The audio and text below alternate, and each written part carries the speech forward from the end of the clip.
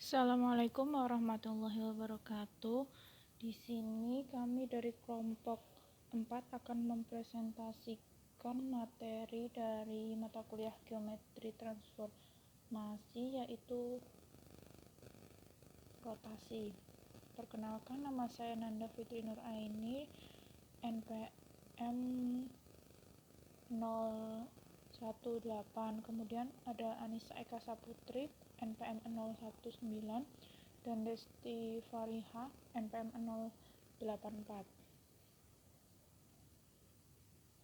Untuk yang pertama yaitu pengertian rotasi. Definisi 5.1.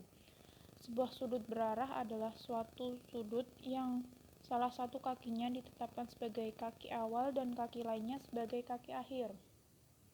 Kita ke contoh 5.1. Diberikan sudut ABC seperti pada gambar 5.1. Apabila kaki awalnya kita tetapkan pada sinar BA, maka kaki akhir berada pada sinar BC, sehingga didapatkan sudut berarah ABC. Dinotasikan seperti ini.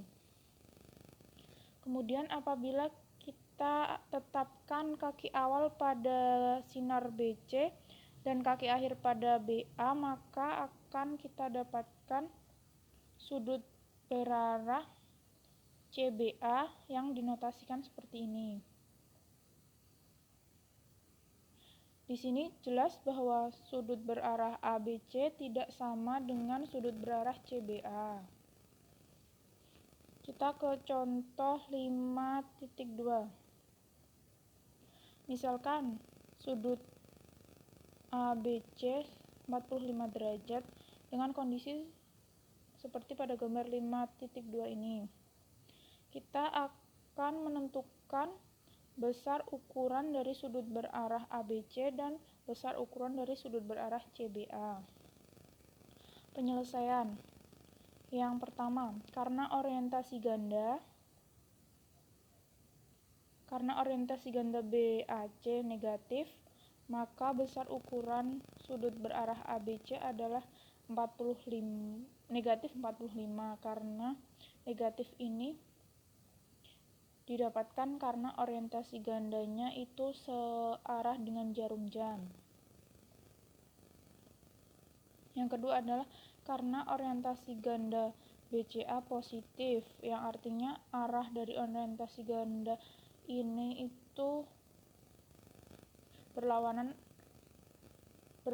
arah dengan jarum jam, maka besar ukuran sudut berarah CBA sama dengan 45 derajat. Selanjutnya adalah teorema 5.1. Misalkan diberikan sudut ABC, maka besar ukuran sudut berarah ABC sama dengan negatif besar ukuran dari sudut berarah CBA. Bukti.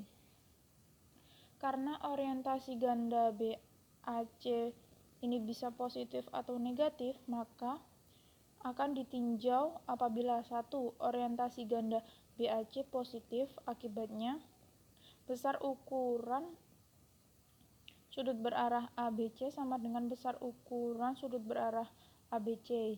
Jika orientasi ganda BAC positif, maka orientasi ganda BCA negatif. Akibatnya besar ukuran sudut berarah CBA sama dengan negatif besar ukuran sudut berarah ABC. Jadi besar ukuran sudut berarah ABC sama dengan negatif dari besar ukuran sudut berarah CBA. Yang kedua adalah orientasi ganda BAC negatif.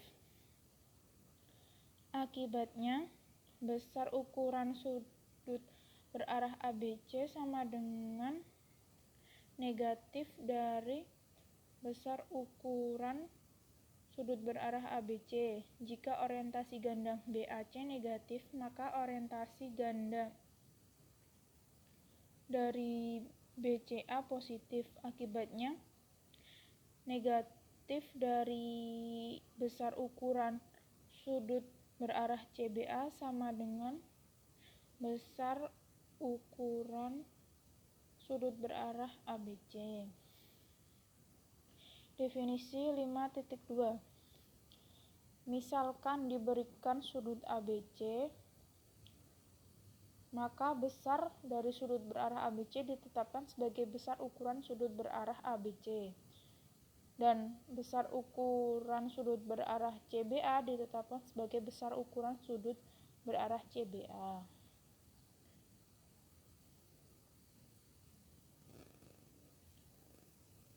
Definisi 5.3. Misalkan diberikan dua garis berpotongan L dan M tidak tegak lurus. Sudut antara L dan M ditetapkan sebagai sudut lancip yang dibentuk kedua garis tersebut. Contoh 5.3. Perhatikan gambar 5.3. Besar sudut antara S dan T adalah 60 derajat. Sedangkan besar sudut antara T dan U adalah 30 derajat. Definisi 5.4. Misalkan diberikan dua garis L dan M berpotongan tidak tegak lurus di titik A dan P, titik pada L, sedangkan B dan C titik-titik pada M, sehingga A terletak antara B dan C. Perhatikan gambar 5.4 ini. Apabila sudut PAB lancip ditetapkan dari L ke M adalah sudut PAB, apabila PAB tumpul ditetapkan sudut dari L ke M adalah sudut PAC. Perhatikan S, T, dan U pada gambar 5.3. Ukuran sudut S ke T adalah besar ukuran sudut berarah APB sama dengan 60 derajat karena orientasi ganda PAB positif. Sedangkan ukuran sudut dari U ke T adalah besar ukuran sudut berarah CPB sama dengan negatif 30 derajat sebab orientasi ganda PCB negatif.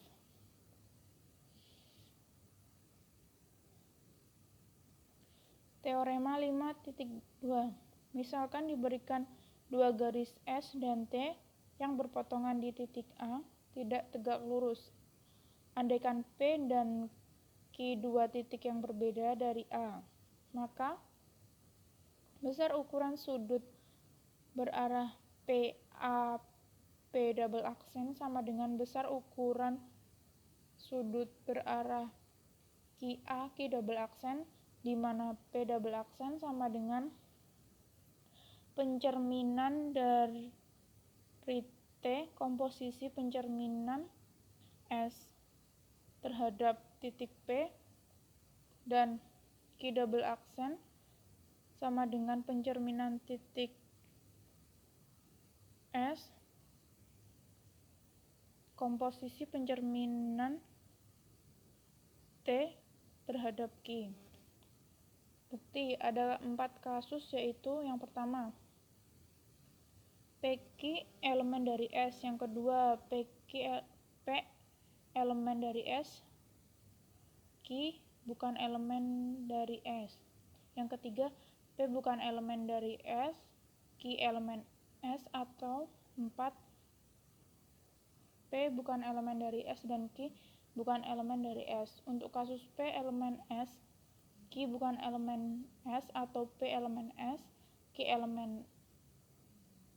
atau P bukan elemen S, Q elemen S, pembuktian serupa, maka dianggap kasus serupa, sehingga hanya ada 3 kasus, yaitu yang pertama PQ elemen S, yang kedua salah satu dari P atau Q elemen S, dan yang ketiga, P bukan elemen S dan Q bukan elemen dari S.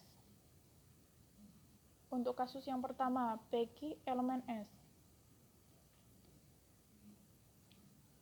Pencerminan T komposisi pencerminan S pada titik A sama dengan pencerminan T, pencerminan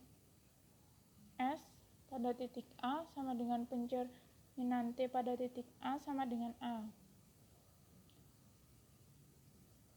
Namakan peta ini dengan A double aksen. Jadi A double aksen sama dengan A.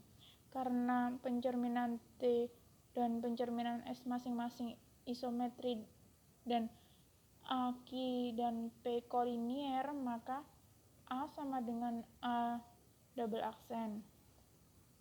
Q double aksen, P double aksen juga kolinier. Akibatnya besar dari sudut PA double aksen sama dengan besar dari sudut QA Q double aksen. Lihat pada gambar 5.5.